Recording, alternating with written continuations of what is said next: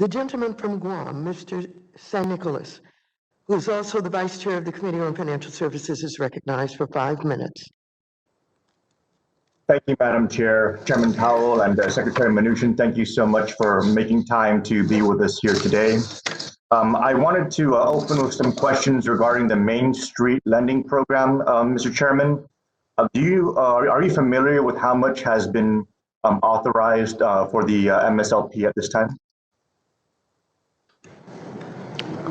Yes, I am. We made about $5 billion in loans, a little better than $5 billion in loans. Okay, so we have about $5 billion out there in MSLP.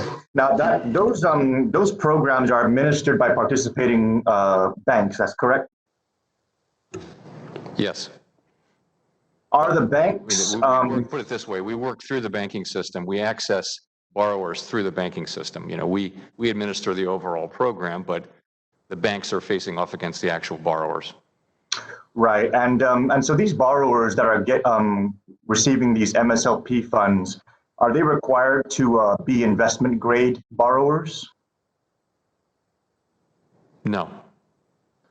And that just brings me full circle, Mr. Chairman, because the last we spoke, I was discussing the municipal liquidity facility and the Fed's inability to allow municipalities that are below investment grade to be able to access that liquidity.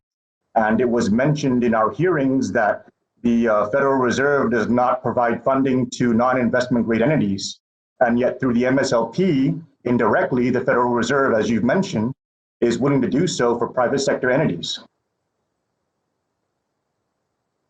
So as you'll recall, the territories, there are no investment grade overall sovereign investment grade, but we worked with you in your office to work with one of the below sovereign level facilities. And the name of it doesn't come to mind. And we also worked with you to be in touch with the Treasury Department under various loan programs that might be useful. But no, the overwhelming majority of municipal borrowers are investment grade, and we did limit the facility to that.